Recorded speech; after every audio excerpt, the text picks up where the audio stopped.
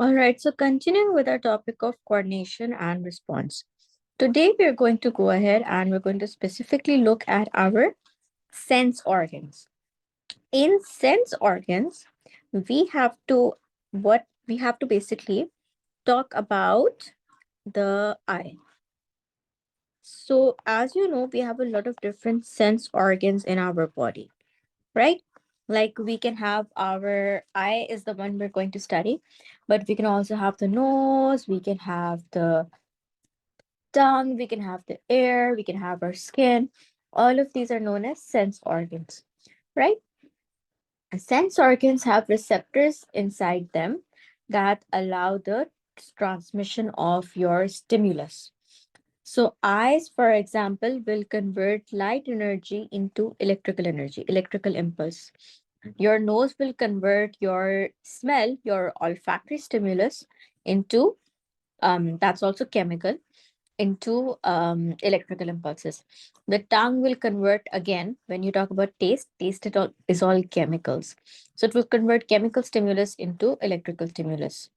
Your ear will convert your sound energy into again electrical energy.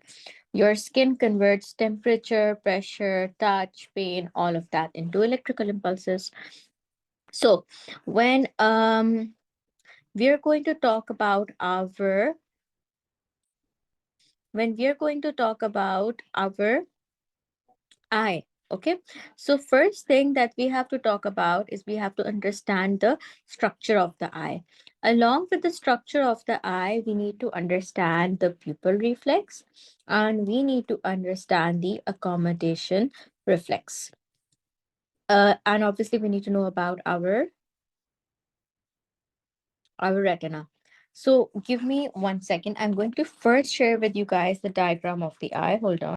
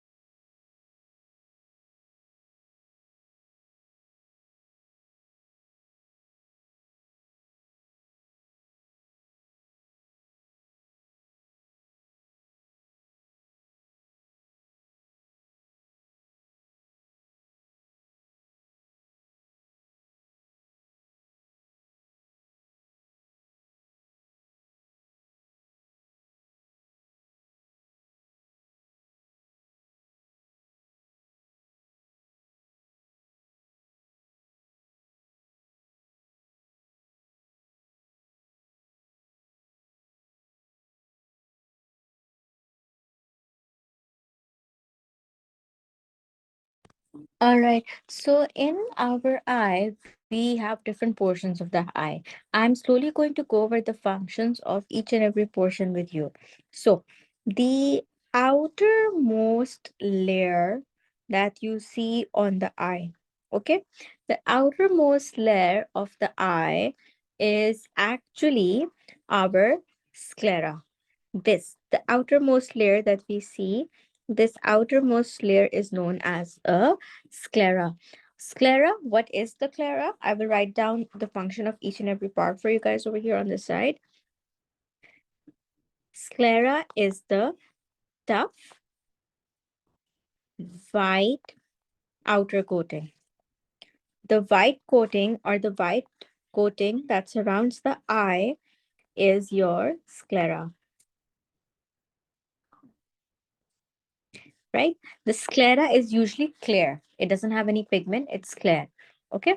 Then we have our cornea. You see this? This is the cornea. The the front of the eye. In your eyeball, the clear portion, the white portion of the eye is the cornea. So the cornea is is basically just the front part of the sclera. It's not different, it's the same thing as sclera, but it's the front part of sclera, which is actually clear. It is actually transparent to allow light to enter.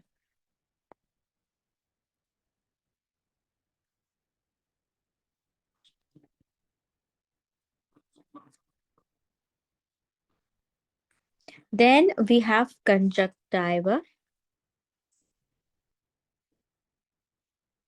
Your conjunctiva is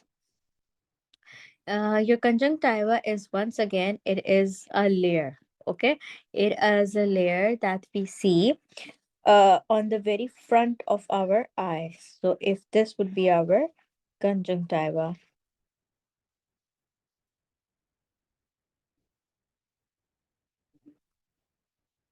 Conjunctiva is a thin epithelium, right? It is basically, epithelium is lining. Okay, epithelium is the biological word for lining.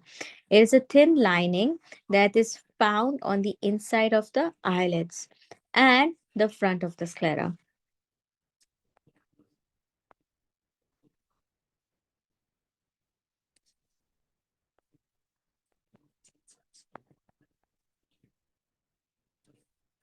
Now, when we talk about our eye, inside our eye, behind the eyeball, okay, behind the eyeball, we have a fluid. This fluid is known as aqueous humor. Okay, so aqueous humor is the fluid that is found uh, underneath the cornea. It is the fluid that is found underneath the cornea.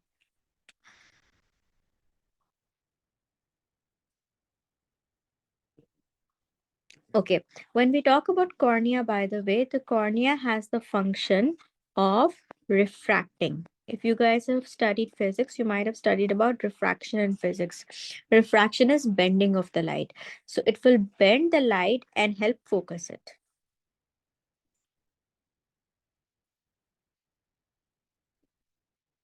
Okay, then we can have our aqueous humor. Aqueous humor is simply the fluid that is found in the beneath the cornea.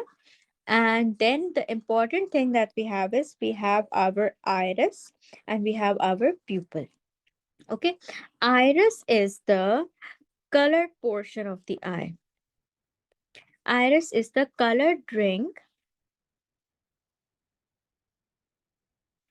inside the eye, and it is made up of two types of muscles. It is made up of circular muscles and radial muscles. I will tell you guys more about the muscles in a second.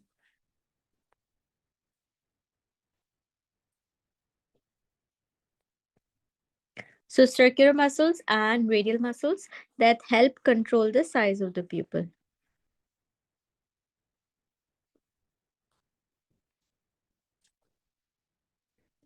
right? Then so this is our iris. Then we have the pupil. The pupil is the aperture. Pupil is the opening that controls how that allows the light to enter into the eye,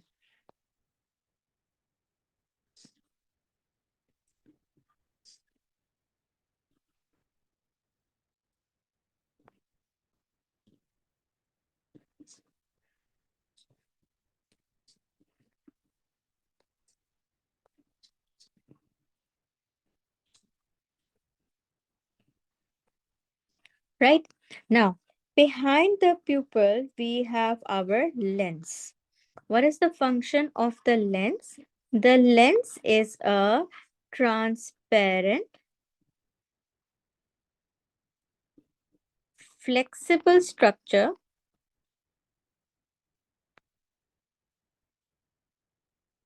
that helps in focus of the light.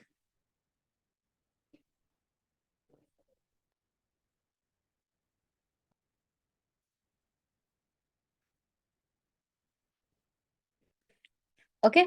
Now, behind our lens, we have another liquid that is known as vitreous humor. Okay.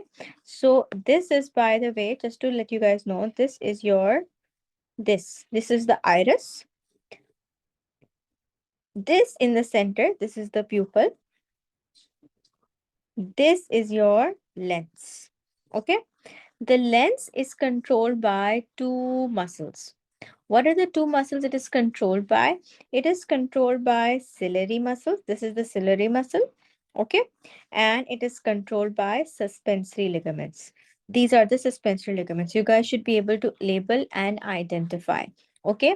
I will teach you guys more about the ciliary muscles and suspensory ligaments in a little bit.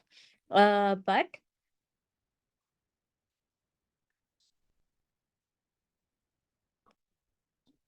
this is the ciliary muscle, this one, and this is the suspensory ligament.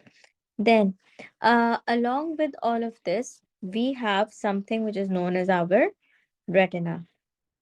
Okay. When we talk about the retina, what do you guys need to know regarding your retina?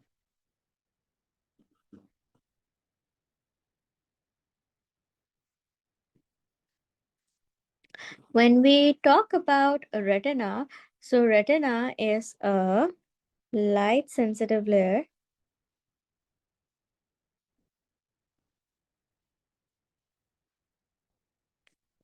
made up of rods and cones. I will teach you guys about rods and cones as well. Made up of rods and cones. The rods are the ones that detect light of low intensity. Okay. Who will detect light of low intensity? So dim light. Who is going to detect dim light? The rods are going to detect dim light. And the cones detect different colors.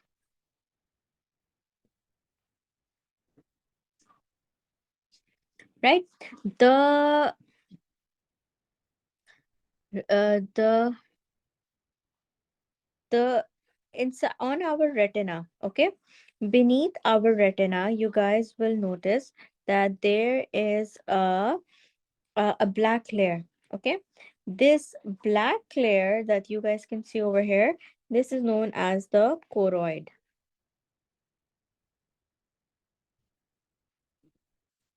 Okay. So choroid is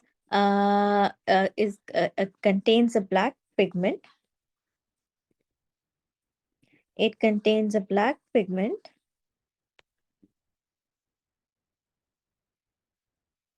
The black pigment absorbs the light. Okay. And it contains blood vessels.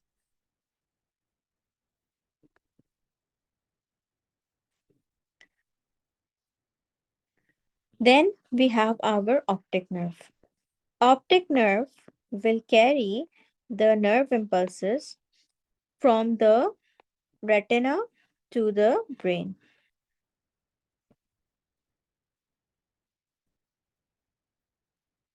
This is our optic nerve. Now, when we are going to go ahead and talk about it, the in front of the optic nerve, okay, in front of the optic nerve, right over here, we have something known as the blind spot. Why do we call it a blind spot? We call it a blind spot because there are no rods or cones in this region.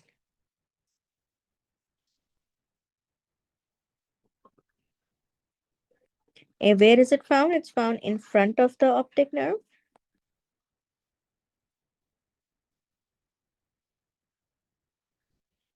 and it has no rods or cones.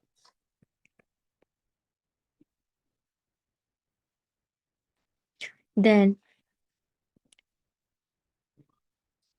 when we are going to talk about it, you will also see that there is a point over here that is known as fovea. Fovea is where the image will form.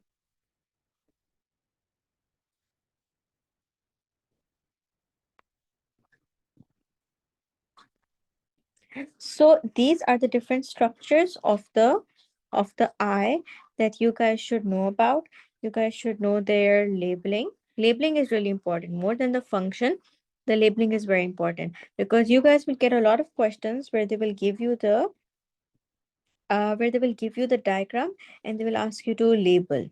So please make sure that the labeling you guys understand really, really well, right? Make sure you guys learn the labeling really, really well.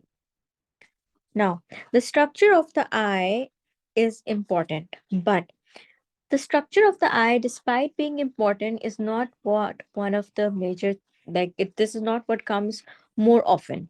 What actually comes more often in your syllabus is that we have the pupil reflex and the accommodation reflex. That is what comes the most in your syllabus. So, when we are going to talk about let's first start by talking about the pupil reflex.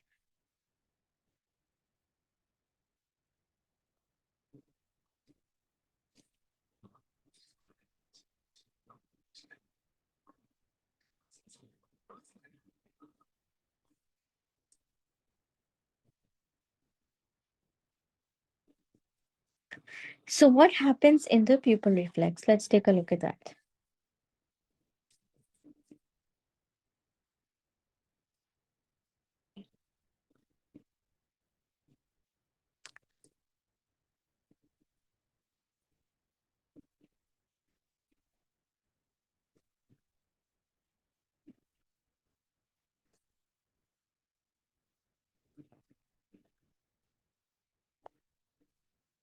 When we talk about the pupil reflex, so in the pupil reflex, as you know, that in bright light, okay, in bright light, the size of the pupil decreases.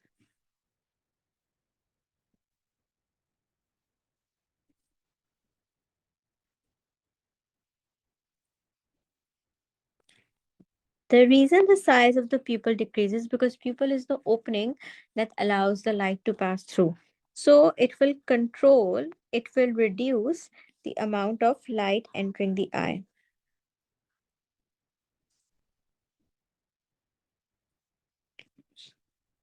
When you go to into a dim room, right? When you go into a dim room, in dim light, the size of the pupil decreases. Sorry, increases.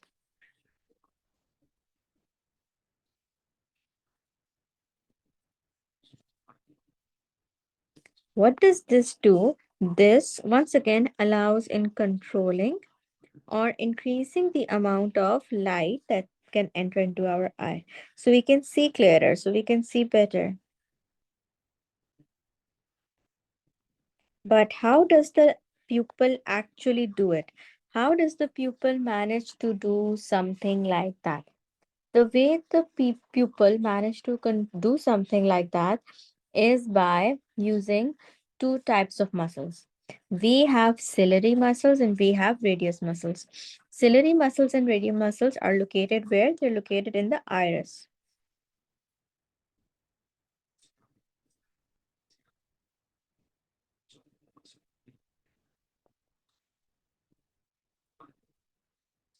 Okay.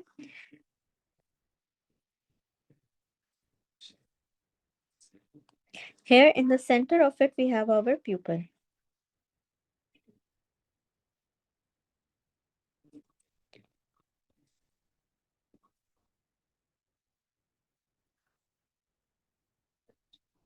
The pupil is going to be surrounded by long, long lines like this, muscles that are arranged like this, sort of like the spokes of a wheel. Like if you guys ever look at a wheel, especially if you look at a wheel on a horse cart or something like that. So you know how they have like spokes coming from the center. So these are the radial muscles. And then these are the circular muscles.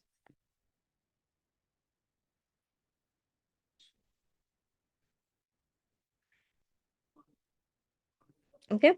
These ones are the radial muscles.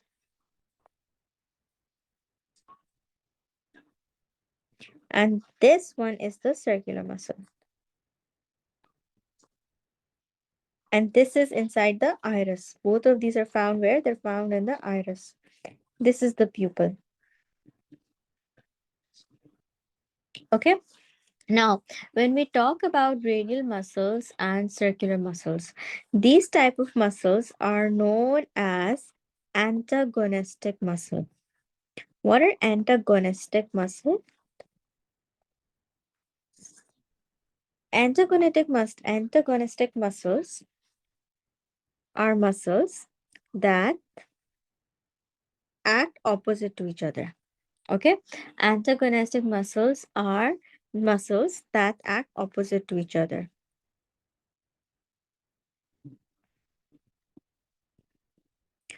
And you guys will see exactly how they act opposite to each other. There are lots of antagonistic muscles in our body, right? One of the major antagonistic muscles that I can tell you guys about is your bicep and tricep. The bicep and tricep of your arm. The bicep is the muscle on the top, and tricep is the muscle at the bottom. So whenever you guys are flexing your arm, whenever you guys raise your, like you, if you are bending your arm, so the bicep is contracting and the tricep is relaxing. If you straighten your arm, the tricep is contracting, but the bicep is relaxing. So they are acting opposite to each other. If one is contracting, the other one is going to relax, right? So these sort of muscles are known as antagonistic muscles. So both of these are going to be acting antagonistically to each other. When we talk about it, so now what is going to happen? I'm going to make a small table for you guys. You guys can learn that table to make it easy for you to learn this topic. If we have, let's say, bright light,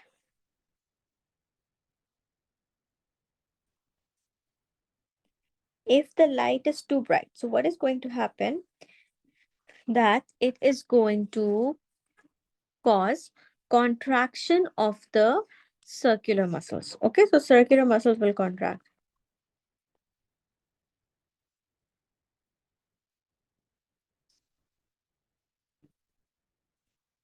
When the circular muscles will contract, what is going to happen to the radial muscles? Radial muscles are opposite, right? So they are going to, radial muscles are going to contract, relax, I'm sorry.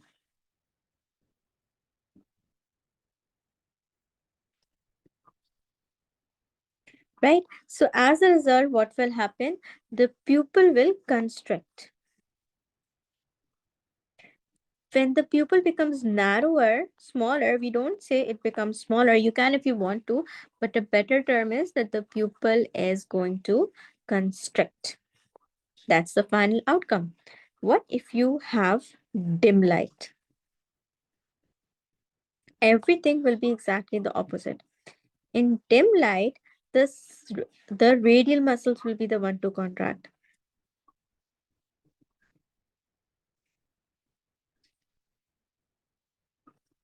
And the circular muscles will now relax.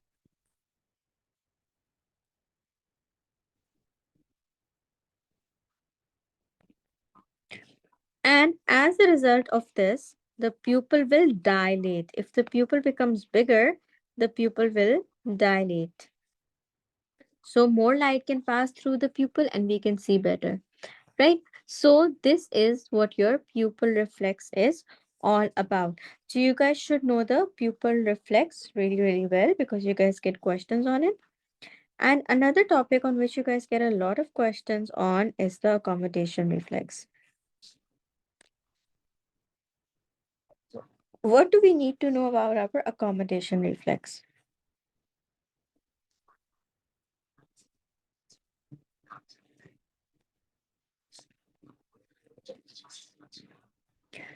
Accommodation reflex allows us to see objects that are far away or close to us.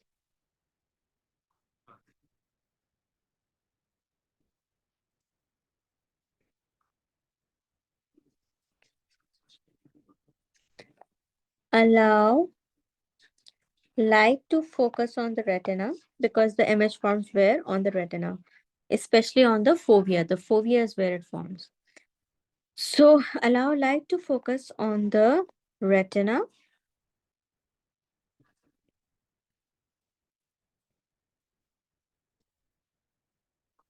when looking at near or far object.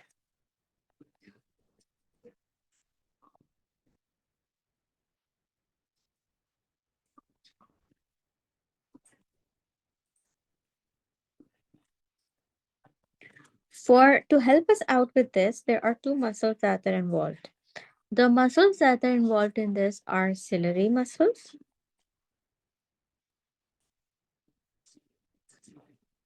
and the other muscles that are involved in this are suspensory ligament.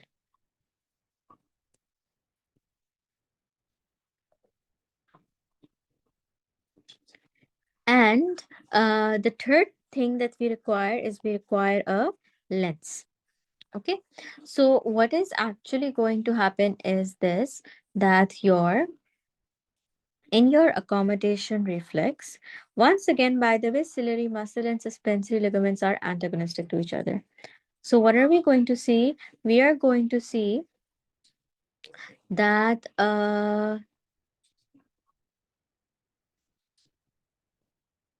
when you are looking at an object that is, let's say, far away.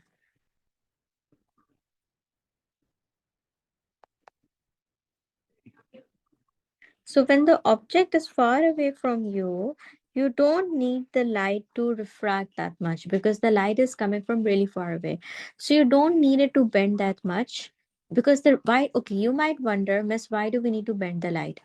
The reason we need to bend the light is because we wanted the light to focus on the retina. We want the light waves to bend and for them to join together on the retina. Okay.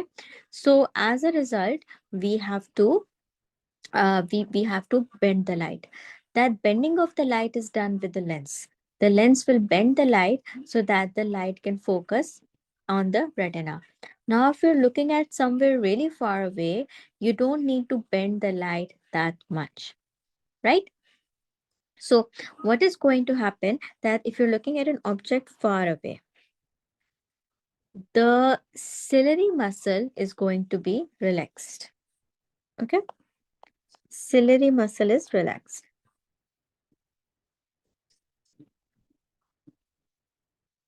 The suspensory ligament is taut. Taut means that it is like pulled tight. Okay. Suspensory ligament is taut. We don't say suspend because it's a ligament, right? So we don't say contract, we say taut.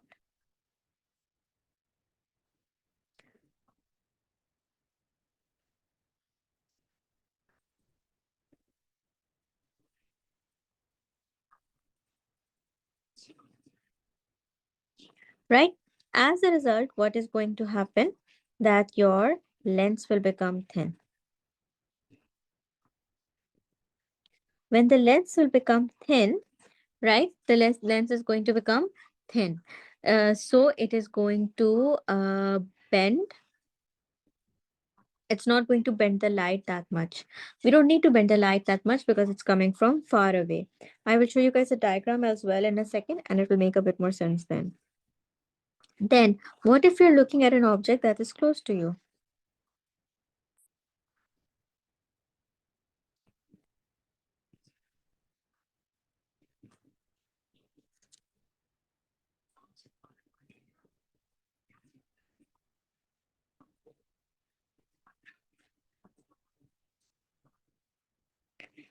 The opposite is going to happen. Okay, the ciliary muscles are going to contract.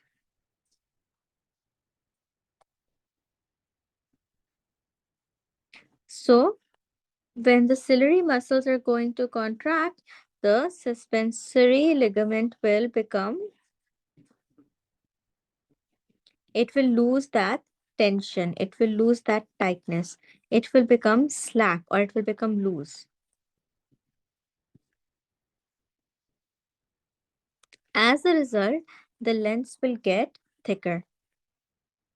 When the lens will get thicker, it will bend the light more. Okay. And why do we need to bend the light more when the object is close to us? I will explain that to you guys in just 1 second with the help of a diagram. 1 minute.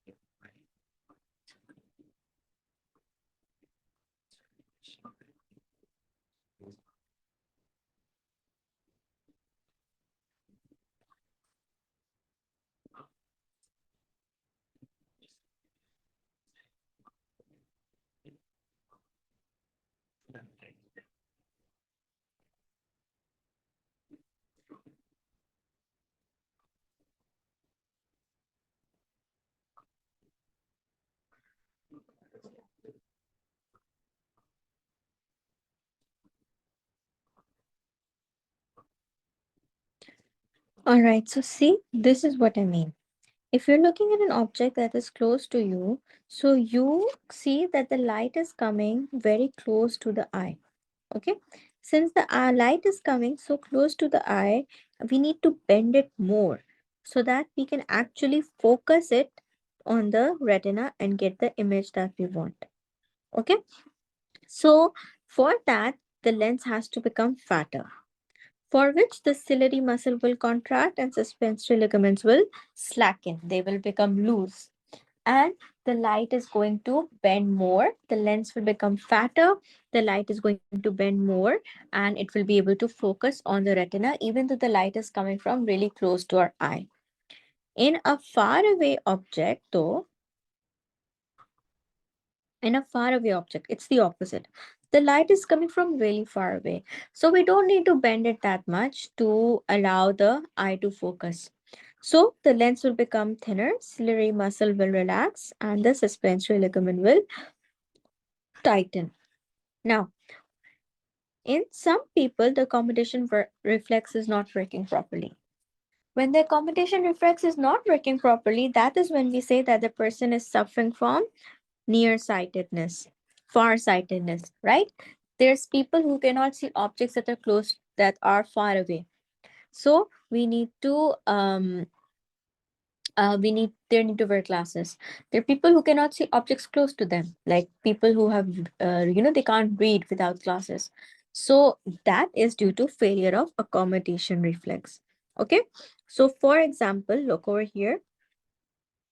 The Due to failure of accommodation reflex, because the muscles are no longer working properly, this lens is too thick. Okay, so what is going to happen, that when the light is going to come from a far away source, okay, when the light is going to come from a far away source, so what is going to happen, that the light will refract too much, that light will bend too much, right? We don't want the light to bend so much. We don't want the light to bend so much, but because the lens is thick and the accommodation reflex has been lost, it cannot become thin again. It has trouble becoming thin again. So what is going to happen? It will bend the light too much. When it will bend the light too much, so what is going to happen? The image will form somewhere in the middle. Instead of the image forming on the retina, it will form somewhere else. So you won't be able to see properly, right? Which is why the treatment for that is you give the patient glasses. In the glasses, you use concave lens. So the concave lens uh, uh, spreads out the light. Okay, the concave lens spreads out the light so that when the lens will focus it, the image will form clearly. The image will form where it needs to form. The other option is that people cannot see objects that are close to their eye. The reason for that is because the light is too thin. So when the lens is too thin, like they've lost the accommodation reflex, lens is too thin, the focus, light will not focus enough. It will not bend the ray of light enough. So the image will form too far behind the retina. So once again, you're not going to get you're not going to see anything clearly in the retina, right? So we can again fix that by using a lens, but we use a concave lens. The concave lens will focus the light. It will bend the light a little bit so that the image can form. Okay, you guys don't have to know in detail regarding myopia and hyperopia. Myopia is when you can't see object close far away, and hyperopia is when you can't see subject objects close to you. But you the reason I'm going over this is because sometimes it's mentioned in past paper questions, and using this kind of a question using myopia and hyperopia, they will ask you about the accommodation reflex. So I thought I will tell it you guys about it now, so when you guys see it in the exam, it's not too much of a new thing for you guys to see. Now, the other topic in eye that we have to discuss is our retina. Like I told you guys that the retina is made up of rods and cones.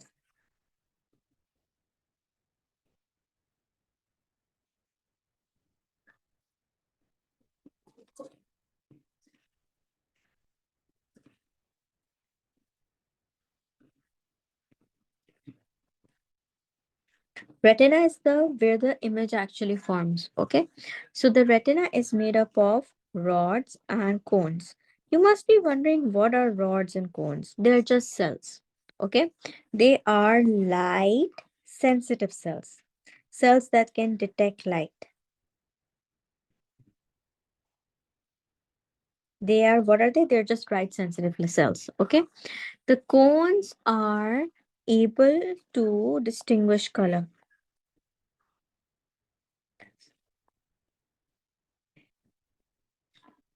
and the rods detect low intensity light, meaning that they help you in what? They help you in night vision.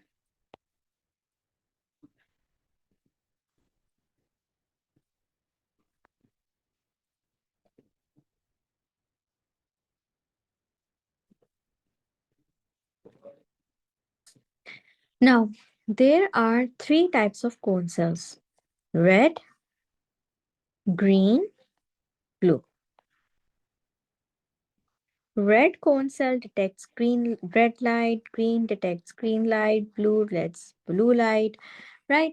And if you get something in the middle, like if you're getting purple color, so blue will also be stimulated, and red will also be stimulated, and you will see purple color like that. Okay, now all the cones are concentrated at one single point. I'm not saying that they're not spread throughout the retina. They're found throughout the retina, but they are all concentrated at one specific point. That one specific point is the fovea. If you guys remember, I told you fovea is where the image is actually going to form, like where the image is actually going to focus.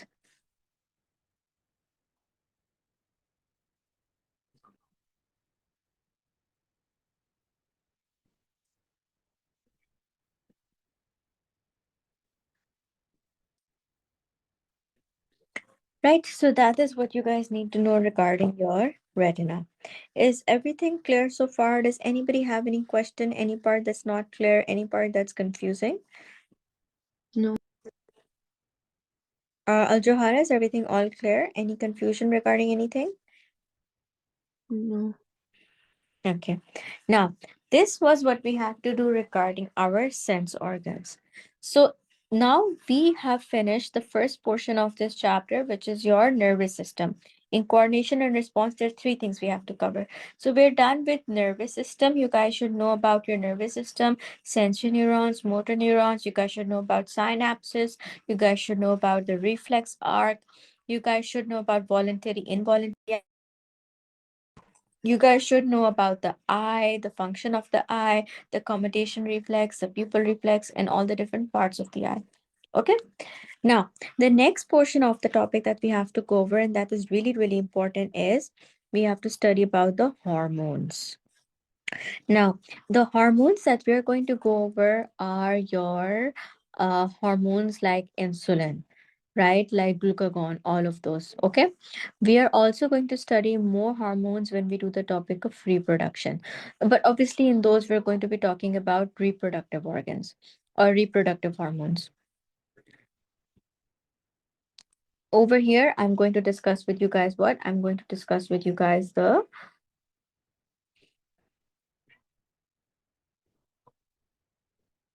I'm going to discuss with you guys the hormones of the endocrine system specifically.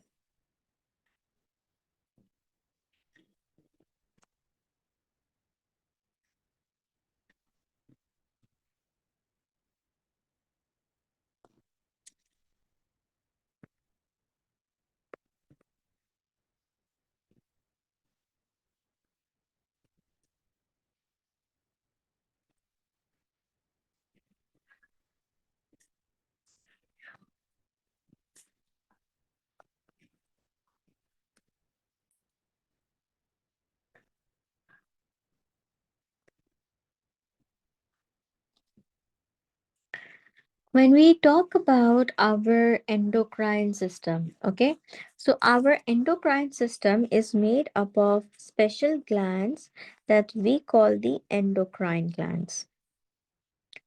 Endocrine glands are glands that release hormones directly into the bloodstream.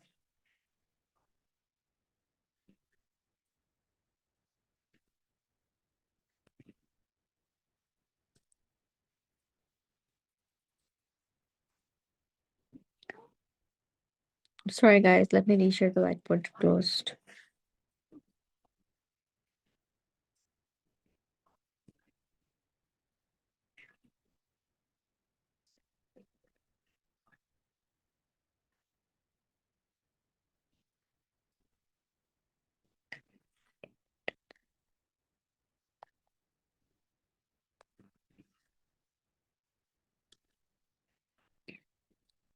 Right?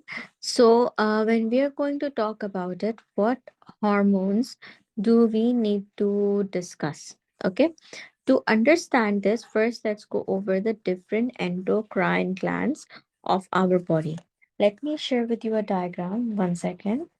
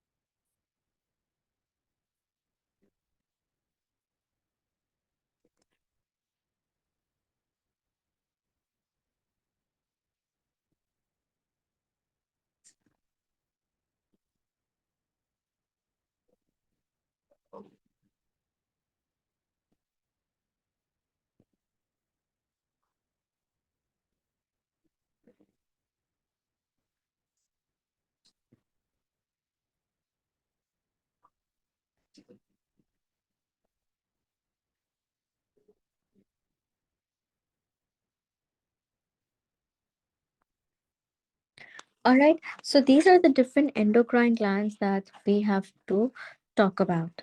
So over here at the very top inside our brain, okay, we have a gland that is known as the pituitary gland. The pituitary gland is the one that controls, or it is known as the master gland. The reason it is known as the master gland is because it controls all the other glands in our body. So it will control, for example, it's going to control the thyroid gland. It's going to control your it's going to control your reproductive glands. It will control your adrenal glands. It will control your pancreas, right? All of the other glands in the body are controlled by pituitary gland. So we call it the master gland because it will control everything. Okay. And the pituitary gland, for example, is responsible for releasing FSH and luteinizing hormone LH. I will teach you guys about FSH and LH when we do the topic of reproduction. Then we have our thyroid gland. This is the thyroid gland. Okay, thyroid gland produces a hormone known as thyroxine. What is the function of this hormone? It controls the metabolism. It controls the metabolic activity.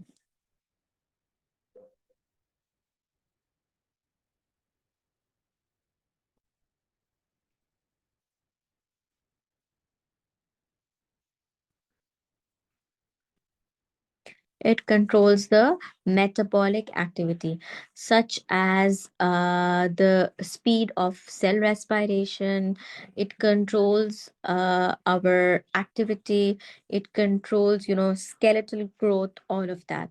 So, all the metabolic activity is controlled basically by the thyroid gland. Then we have pancreas. The pancreas produces insulin. Insulin is needed for controlling blood glucose level. And I'm going to teach you guys the whole mechanism of how the pancreas controls blood glucose. Actually, there are two hormones produced by the pancreas. One is insulin and the other one is glucagon.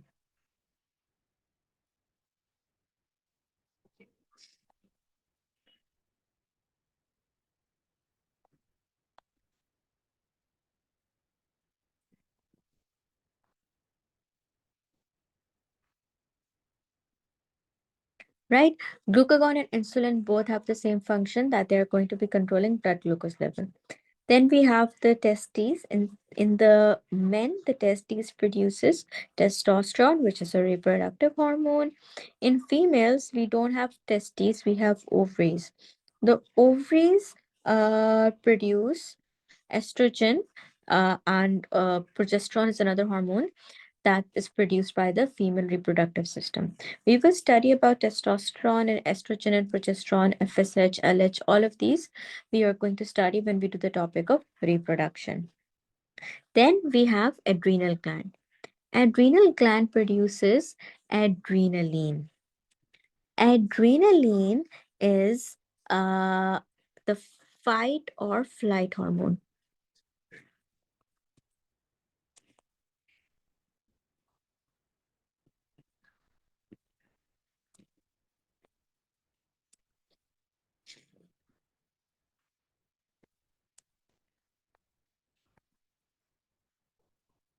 Now, in this, what are you guys supposed to know in detail?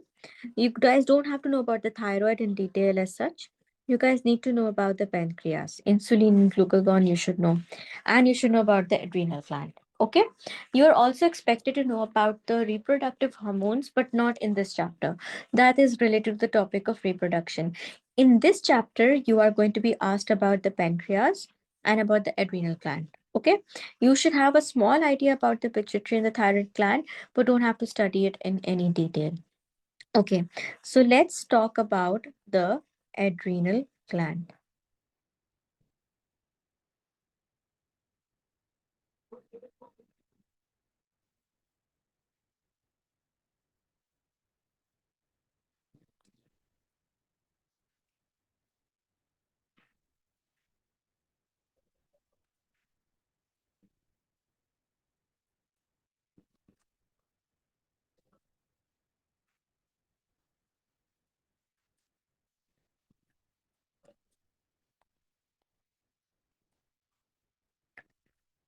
The adrenal gland are small glands that are located on top of the kidney.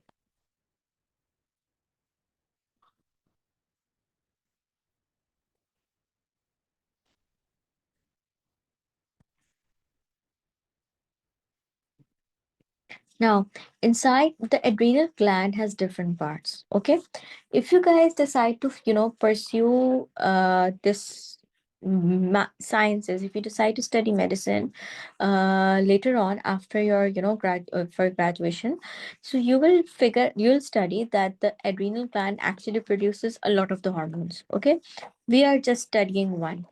So there are different parts of the hormone. Sorry, different parts of the gland. One part of the gland is known as the adrenal medulla. Adrenal medulla. This is the part of the adrenal gland. That produces what? That produces adrenaline. Adrenaline is the fight or flight hormone. Okay, what is the why do we call it a fight or flight hormone? Because it is going to, if i- it's basically the hormone. uh 1 second.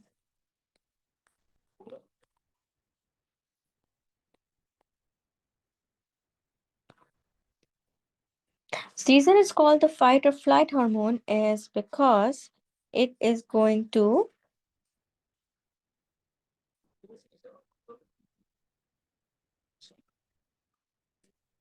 is because it is basically what gets your body ready for a response, right?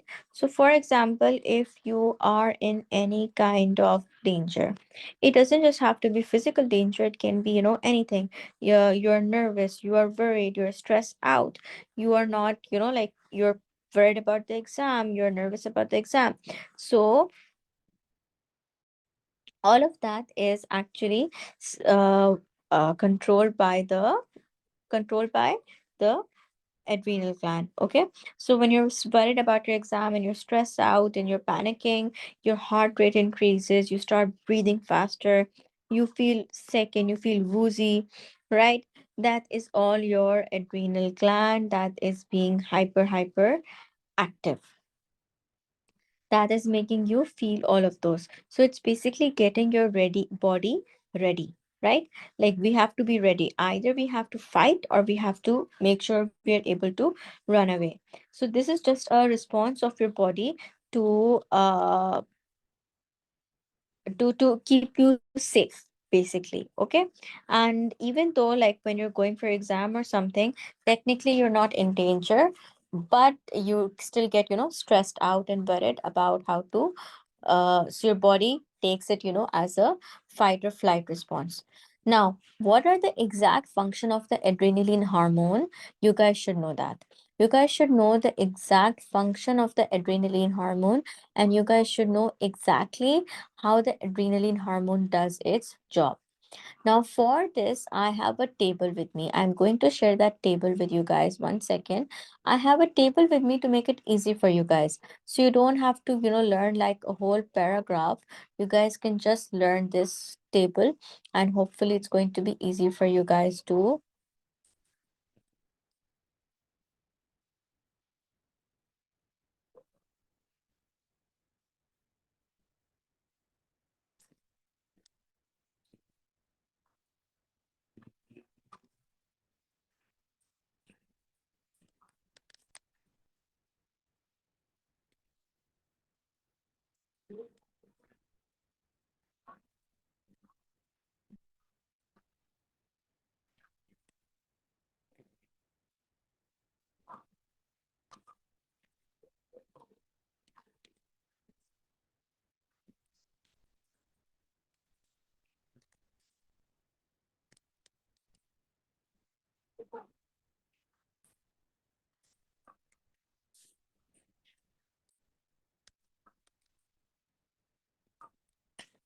Right, so this is the table. You guys just need to learn this table, and this is what you guys need to know about adrenaline. So, what does the adrenaline do? The adrenaline is going to make your heart beat faster, because remember, this is your fight or flight response. Your body is like thinking you're in danger and you need to be ready to respond to that danger. So, your body is literally getting ready to either fight or to make a run for it, right? And this system gets activated not just when you're in physical danger, even when you are stressed, nervous, worried about something. So, why does it make the heart beat faster? So, it will send more glucose and more oxygen to the muscles of the body. So, your muscles are ready to make a run for it or punch someone. Then it will send a message to your brain and will tell you we need to breathe faster, faster, faster, and harder, right? So that there's more oxygen entering the body and the body is ready to fight. The arterioles. What are the arterioles? If you guys remember, what are they? Small arteries. The small arteries will constrict so that there is less blood going to the skin and more blood going to the muscles. So it's sort of like a diversion. We don't need the blood coming to the skin, send it to the muscles. So the blood vessels of the skin will become narrow. The digestive system, the arteries of the digestive system will also become narrow, because the digestive system is like, I don't need to be active right now. We have to fight. It's okay. I don't need the blood, right? So there's more blood for the muscles. Technically speaking, this is something that obviously, but when you're nervous and worried about the exam, for some reason, we all feel sick, despite the fact that there's less blood going to the digestive system. It will also go and tell the muscles of your digestive system. It will tell the arteries as well, send less blood to the digestive system. And it will also tell your muscles of the digestive system as well, that it's okay, you guys can relax. We need energy for the muscles. We don't have energy to give it to you right now. The muscles of the body will become tense so that they're ready for responding instantly. The liver is going to start converting glycogen into glucose. The liver is going to be like, listen, we need to have more glucose, we need to make more glucose, we need to respond, we need to fight, we need glucose, right? So there's more glucose available for the body to burn it. It will also start breaking down fat. So once again, there's more energy for the body.